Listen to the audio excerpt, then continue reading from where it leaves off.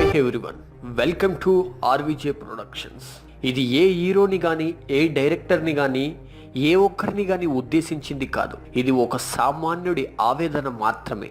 Baahubali Telugu cinema చరిత్రను తిరగరాసిన cinema. ఒకేసారి Hollywood range కు తీసుకెళ్లిన సినిమా బాహుబలి. రికార్డులను క్రియేట్ చేసిన సినిమా బాహుబలి. బాహుబలి 2 రిలీజ్ అవుతుంది అంటే కొన్ని లక్షల మంది వెయిట్ చేశారు. ఇంకా మన రాష్ట్ర ప్రభుత్వాలు కూడా ఫుల్ సపోర్ట్ చేశాయి. ఆంధ్రాలో అయితే రోజుకు 6 షోలు, తెలంగాణలో అయితే రోజుకు 5 షోలు వేసుకోవడానికి ప్రభుత్వాలు పర్మిషన్లు కూడా ఇచ్చాయి.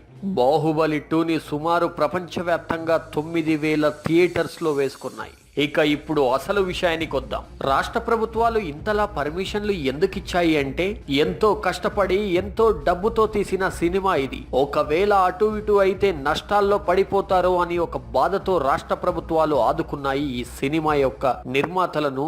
ఇక్కడ సామాన్యుడిది ఒక ప్రశ్న. 9,000 థియేటర్స్ లో బాహుబలి రిలీజ్ అయింది.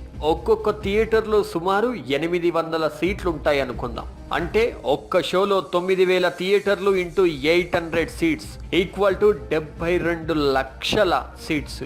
అంటే ఒక్క షోని 72 లక్షల మంది ఒక షోలో చూడవచ్చు.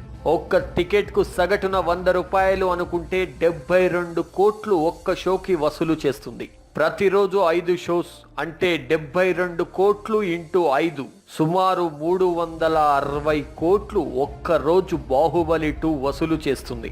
ఇందులో కరెంటు బిల్లులు, థియేటర్స్ రెంటులు, డిస్ట్రిబ్యూటర్ షేర్స్, ఇంకా ఖర్చులు అన్ని పోను రోజుకు 180 కోట్లు మిగులుతుంది అనుకుందాం. ఆల్రెడీ అన్ని థియేటర్లు సుమారు 10 రోజుల వరకు హౌస్ఫుల్ బోర్డులు పెట్టాయి.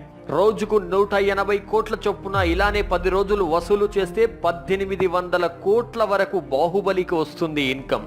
ఇది ఓన్లీ 10 రోజుల వరకు మాత్రమే. మూవీ తీయడానికైన ఖర్చు 250 కోట్లు. ఇక ఇప్పుడు అసలు విషయానికి వద్దాం. 250 కోట్లు పెట్టారని, ఎక్కడ నష్టాల్లో వెళ్తారని ఇంత సపోర్ట్ చేస్తున్నాయి ప్రభుత్వాలు, ప్రజలు. మరికొన్ని లక్షల ఎకరాల్లో రైతులు పంటలు పండిస్తున్నారు. వాటిని పండించడానికి ఎన్నో రకాల అప్పులు చేస్తున్నారు. దానికి గిట్టుబాటు ధర లేకుండా ఉంటే రైతులు బాధపడుతుంటే, ఆత్మహత్యలు చేసుకుంటే ఎవరు బాధ్యులు? ప్రభుత్వాలు గాని ప్రజలు గాని ఎందుకు సపోర్ట్ చేయడం లేదు? ఒక్కరోజు సినిమా కోసం 80 రూపాయలున్న టికెట్ రేటు 100 రూపాయలు పెంచారు. 50 రూపాయలున్న దాన్ని 80 చేశారు.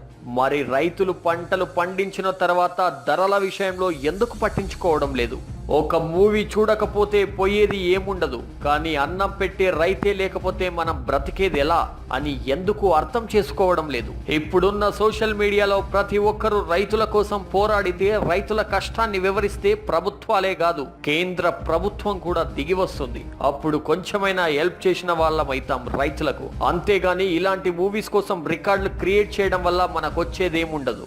సినిమాని సినిమా లాగానే మాత్రమే చూడాలి.